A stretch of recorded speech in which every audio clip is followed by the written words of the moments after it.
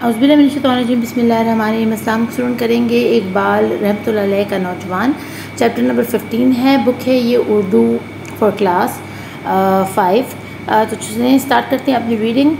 नौजवान किसी भी मुल्क का कीमती सरमाया होते हैं, क्योंकि इन्होंने पढ़ लिख कर मुस्तकबिल में मुल्क की भाग दौड़ संभालना होती है। ये ज़ाहिर बात है, जो बच्चे आज बच्चे हैं कल को जवान होंगे, और जो आज जवान हैं वो कल को बूढ़े हो जाएंगे, तो आखिर रिप्लेस तो किया जाएगा ना उनको जवानों के साथ। यानी वो वाली पोस्ट जो पहले हमारे बड़े कर रहे हैं अब हम करेंगे और फिर हमारे बच्चे करेंगे, और इसी तरह मुल्क तरक्की करेगा।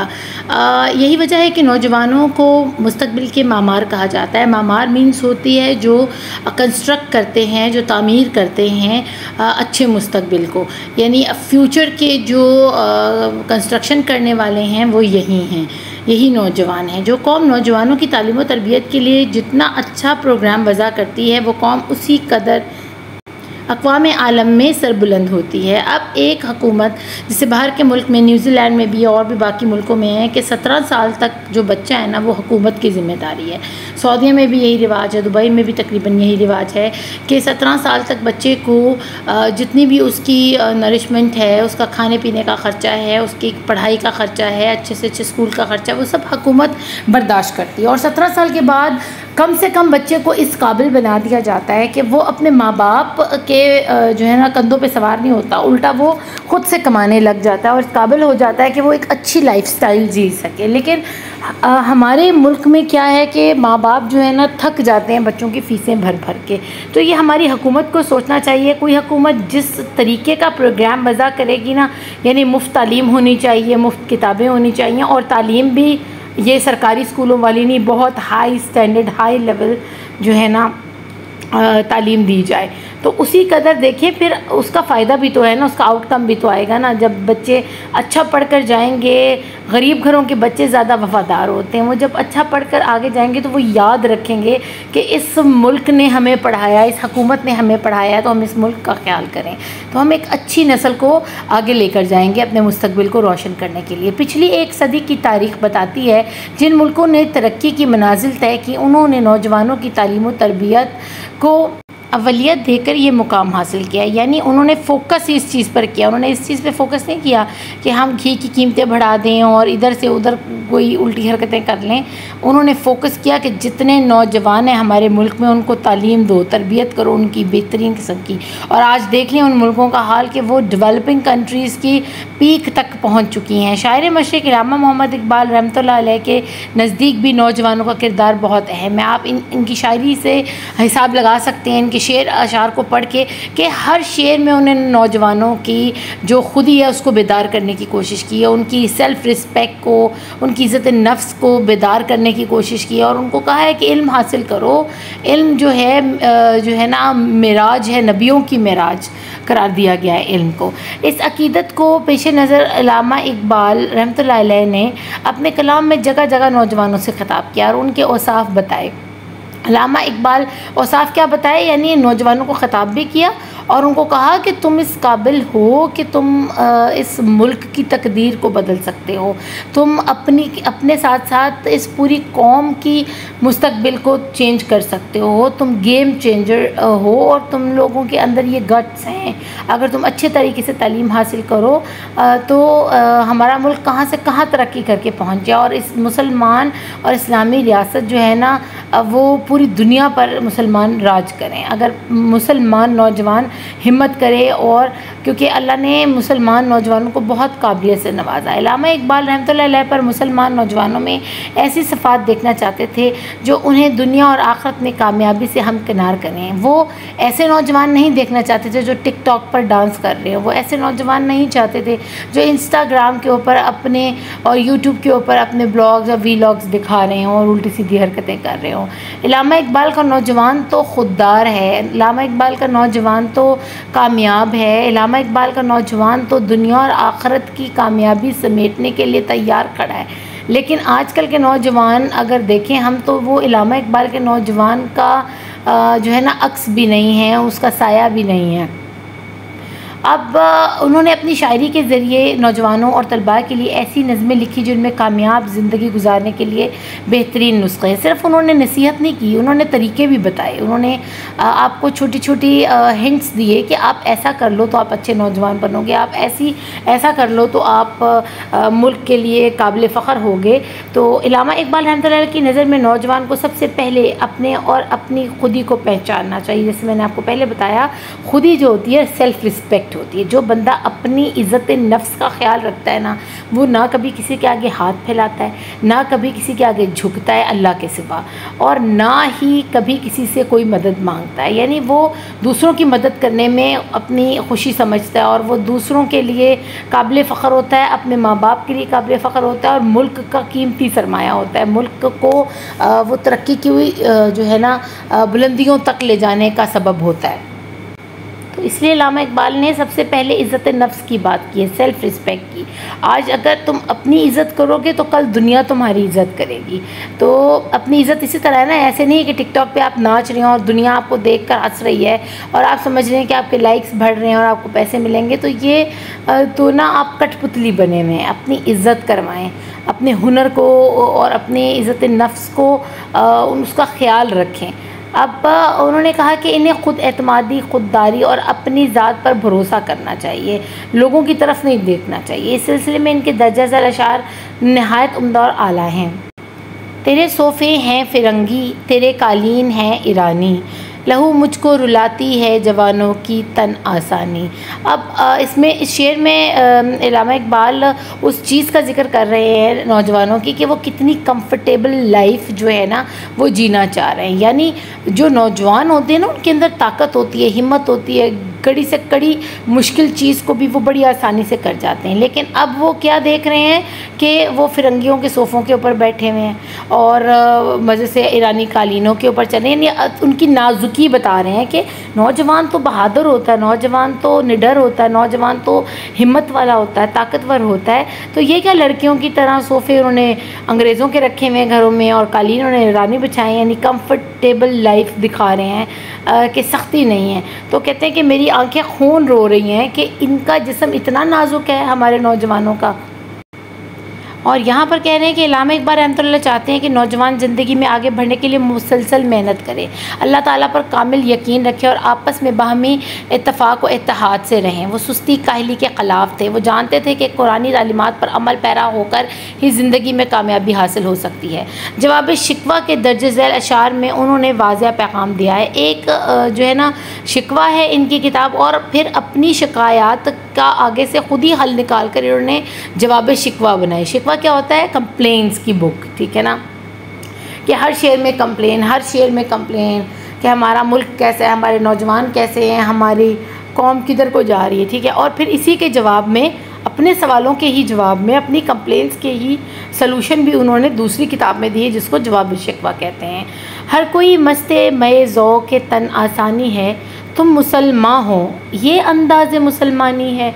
अब आप वो मुसलमानों को फिर जगा रहे हैं कि ये क्या तुम लोगों ने रंग ढंग सीखा हुआ, ये क्या तरीका है तुम लोगों का, नाजुकी दिखा रहे हो। तुम लोगों को बहादुर होना चाहिए, तुम लोगों को जंग लड़नी चाहिए, तुम लोगों को इस्लाम का परचम लहराना चाहिए। तुम मुसलमान हो, ज़रा अपनी हालतें तो देखो कि तुमने अपने आप को फिरंगियों के और अंग्रेज़ों के दर पर लाकर खड़ा कर दिया। क्या इस तरह मुसलमान ज़िंदा रहते हैं? क्या ये मुसलमानों का अंदाज़ होता है?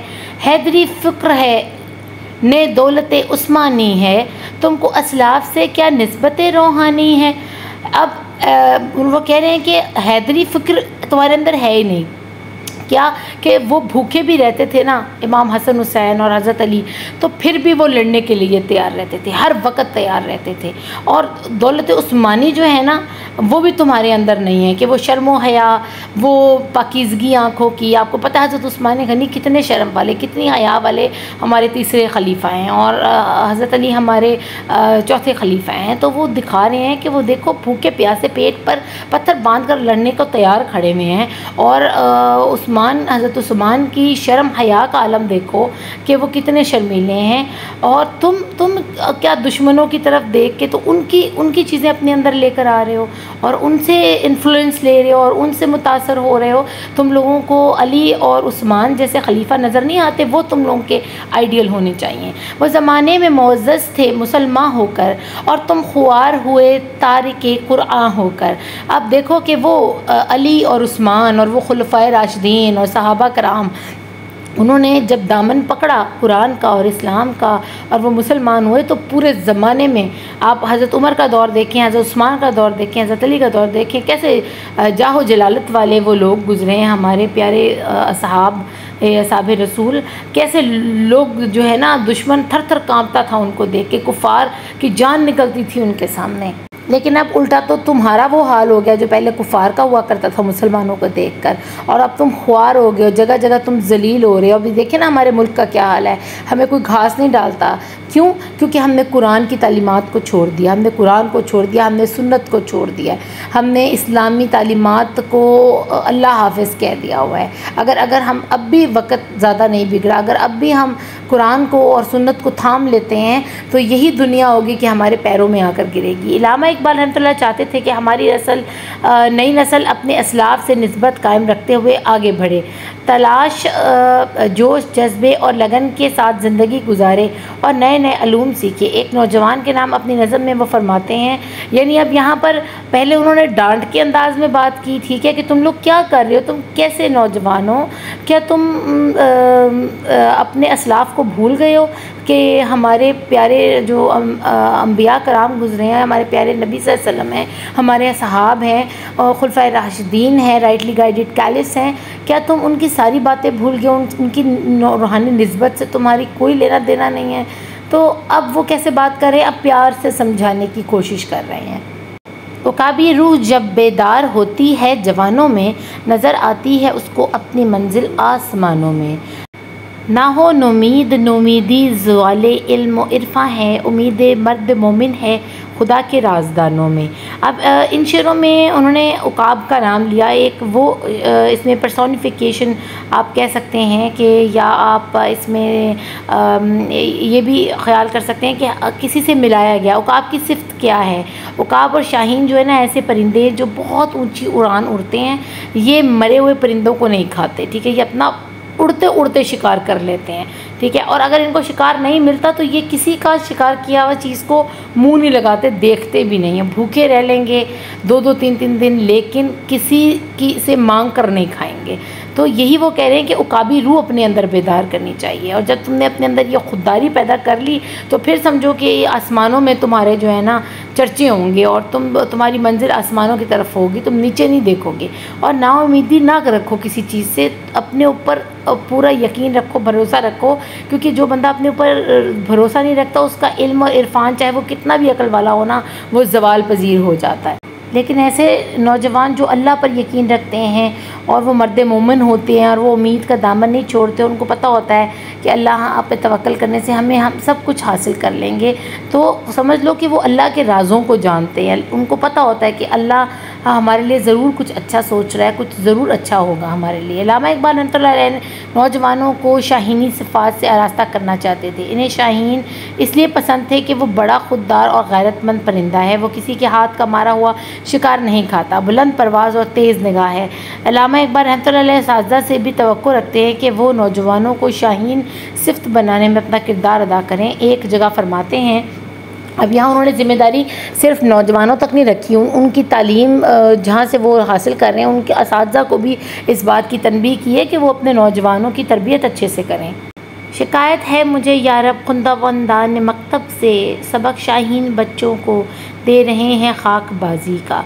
अब वो इस शेर में कहते हैं कि मुझे बहुत शिकायत है उन असातिज़ा कराम से कि वो इतने लायक, इतने ज़हीन मुसलमान बच्चों को क्या तालीमात दे रहे हैं, उनको क्या सिखा रहे हैं, उनको मगरिब की तहज़ीब पढ़ा रहे हैं, उनको क्या सिखा रहे हैं जो उनके लिए तबाही के सबब बनेगा। तो बाहर की तालीम हासिल करें, लेकिन उनको उनकी खुददारी सिखाएं, उनको उनकी तरबियत इस तरह करें कि वो किसी के आगे हाथ ना फैलाएं और सीना अकड़ कर बताएं कि हम मुसलमान हैं, हम मुसलमान पूरी दुनिया पर छाएंगे और हमने बड़ी हुकूमत की। इस्लामी माशरा बहुत दूर तक फैला सहाबा कराम के दौर में।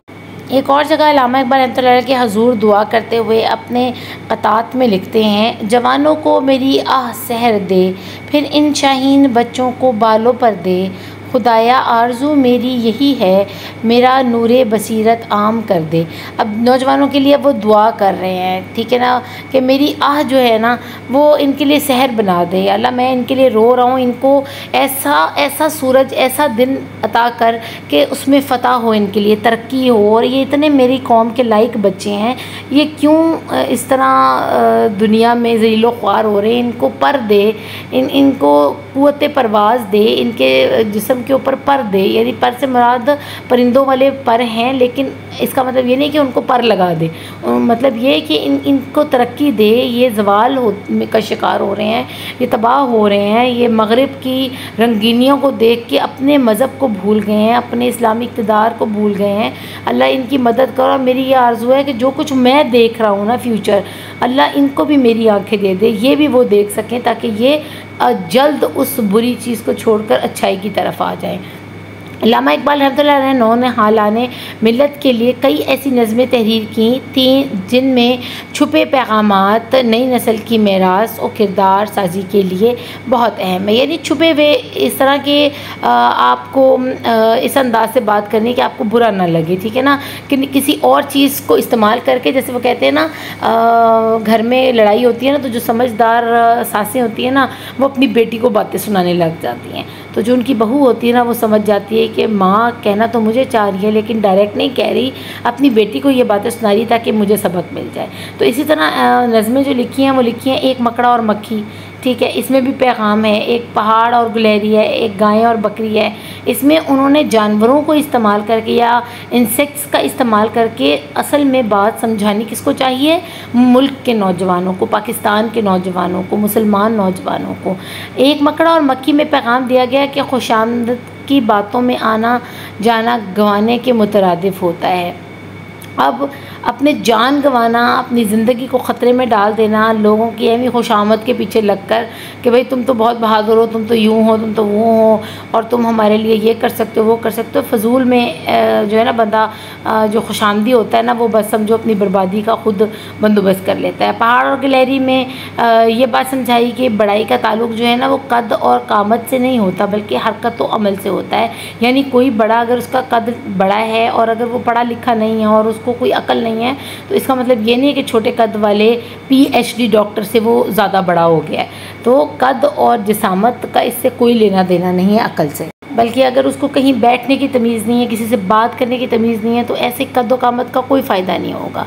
तो उसकी निस्बत वो छोटे कद वाला ज़्यादा अहम है जिसको पता है कि मैंने किसी महफ़िल में बैठना है या मैंने किसी से बात करनी है तो मैं इस चीज़ का ख्याल रखूं कि मैं एक मुसलमान हूँ और मैं उस दायरे से, उस रेडियस से बाहर ना निकलूँ और तमीज़ से और इज़्ज़त के साथ बात करूँ।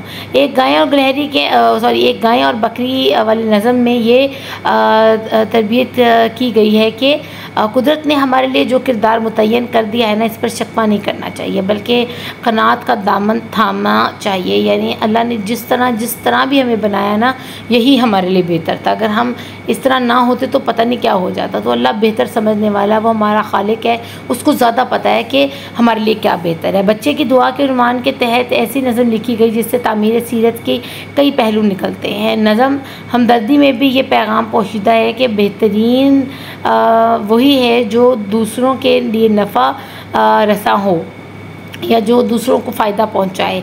तो अब एक बच्चे की दुआ जो है वो भी आपने नज़म पढ़ी होगी और हमदर्दी भी पढ़ी होगी। बच्चे की दुआ में दिखाया है कि सारे बच्चे जो है ना लाइन से जा रहे हैं और चिराग जल रहे हैं और माँ रो रही है, इस तरह का सीन है। तो मैं यहाँ नहीं बताऊँगी डिटेल में, आगे वीडियो काफ़ी जो है ना ज़्यादा बड़ी हो गई है तो फिर अपलोड बहुत मुश्किल से होती है। मजमूई तौर पर हम कह सकते हैं कि इल्लामा इकबाल रहमतुल्लाह की नज़र में एक मुसलमान नौजवान में दर्जा झैल सफ़ात का पाया जाना बेहद ज़रूरी है, जो इस पूरी जो है ना इस टॉपिक को अगर समेटना चाहें तो हम ये पॉइंट्स जब याद कर लेंगे ना तो आपके लिए पूरा चैप्टर जो है कंट्रोल हो जाएगा और आप उसको अच्छे से याद कर लोगे। मजमूई तौर पर हम कह सकते हैं कि इल्लामा इकबाल रहमतुल्लाह अलैह की नज़र में एक मुसलमान नौजवान में दर्जा झैल सफ़ात का पाया जाना बेहद ज़रूरी है। नंबर 1, अल्लाह ताला पर कामिल ईमान और यकीन रखे और उसी पर तवक्कल करे, लोगों की तरफ ना देखे। नबी करीम सल्लल्लाहु अलैहि वसल्लम से बेपनाह मोहब्बत और अकीदत रखे, क्योंकि आप सल्लल्लाहु अलैहि वसल्लम से जिसने मोहब्बत की समझ लो कि अल्लाह की कुर्बत भी उसको मिल गई। मुसलसल मेहनत तगो-दो और अमल को अपना शुआर बनाए, लोगों के आगे हाथ ना फैलाए। अमली ज़िंदगी में खुददारी और गैरतमंदी से काम ले, वही बात कि अपना काम खुद करे, लोगों के आगे मिन्नते तरले जाके करना और उनसे मिन्नत समाजत करना ये कोई तरीका नहीं है। अपने असलाफ़ के कारनामों को ज़िंदा रखने के लिए अपने अंदर उन जैसी सफ़ात पैदा करें। हमारे असलाफ़ कौन है? ये सहाबा कराम है, तबा ताबईन है, औलिया अल्लाह हैं, हमारे वो बूढ़े बड़े जिन्होंने ये मुल्क हासिल किया अपनी जानें देकर। ये मुल्क क्यों हासिल किया गया? इसलिए कि अल्लाह और उसके रसूल की तालीमात पर अमल किया जा सके, हमें आज़ादी हो अपने दीन के ऊपर अमल करने की, मग़रबी तहज़ीब से मरूब ना हो बल्कि अपने अंदर मुस्तफ़ाई सोच पैदा करें। ये लोगों को देख के, अंग्रेज़ों को देख के ना इन्फ्लुएंस ना लें। जैसा कि आजकल के बच्चे कटिंग करवाते हैं वैसे बाल अजीबो गरीब और डाई करवा लेते हैं और अजीब सी दाढ़ियाँ रखी हुई हैं, तो ये गलत बात है। हमारे नबी सल्लल्लाहु अलैहि वसल्लम दुनिया के हसीन तरीन बल्कि इस पूरे कायनात की हसीन तरीन शख्सियत है, तो आप सल्लल्लाहु अलैहि वसल्लम का जो हुलिया है ना हमें वो अपनाना चाहिए। माशरे में इस अंदाज से ज़िंदगी गुजारे कि उससे दूसरों को फ़ायदा पहुँचे, यानी दूसरों के लिए फ़ायदे का सबब बने, ना कि आप दूसरों को तकलीफ़ दें, चाहे वो आपके महल्लेदार हैं, रिश्तेदार हैं, बहन भाई हैं या आपके दोस्त हैं या आपके शहर वाले हैं। सहर ख़ेज़ी को अपना वतीरा बनाएं, यानी अल सुबह इबादत करने की आदत डालें। सुबह सुबह उठें, तहज्जुद पढ़ें, फ़जर पढ़ें और अल्लाह से दुआ मांगे और फिर ताज़ा दम हो जाता है बंदा जब फ़जर पढ़ता है, तहज्जुद पढ़ता है तो उसको ख़ास अल्लाह की नेमतें मिलती हैं। उस टाइम रिज़्क अता किया जा रहा होता है, फरिश्ते रिज़्क लेकर दुनिया पर आए होते हैं अलल सुबह, तो वो इबादत करे ताकि उसके अंदर अच्छी आदत आए और ये आदत डाल ले इस चीज़ की। ख़ुद को उम्मत मुसलमा का फ़र्ज समझते हुए बाहमी क़ुव्वत और मोहब्बत का फ़रोग़ दे। ख़ुद को उम्मत मुसलमा क्या सिर्फ़ पाकिस्तान की हद तक नहीं, बाहर के मुल्कों में भी जितने मुसलमान हैं सब एक दूसरे को भाई भाई समझे, क्योंकि हम भाई भाई ही हैं। और ऐसा ना करे कि जी वो उस मुल्क का मुसलमान है तो वो इंडिया में रहता है तो वो सऊदीया में रहता है तो वो यूँ है तो वो तो यूँ है। हम सब मुसलमान हैं और हम सब एक जो है ना भाई हैं। आगे वो कहते हैं कि दर्जा झैल अशार जो है शेर अपनी ज़िंदगी का नज़्मुल ऐन बना ले और इस शेर को हमेशा बार बार दोहराए ताकि उसको याद रहे कि मैं कौन हूँ। यकीन मुहकम, अमल पैम, मोहब्बत फ़ाते आलम, जहाद ज़िंदगानी में हैं ये मर्दों की शमशीरें।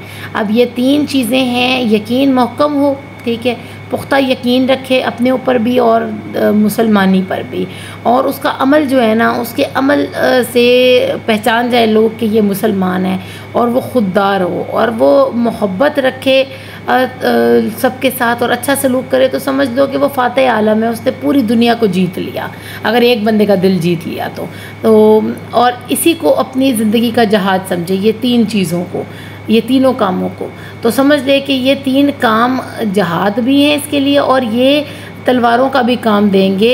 उसके सामने कोई चीज़ गलत खड़ी नहीं हो सकी होगी। ये तलवारें हैं, यकीन महकम जो है, अमल पहम जो है, मोहब्बत फ़ातिह आलम जो है, ये सब क्या है, शमशीरें हैं, तलवारें हैं। तो ये था बच्चों इल्लामा इकबाल का नौजवान, और उम्मीद है आपको इसकी अच्छे से समझ आई होगी। अपना खूब ख्याल रखिएगा। Thank you for watching. Allah निगहबान।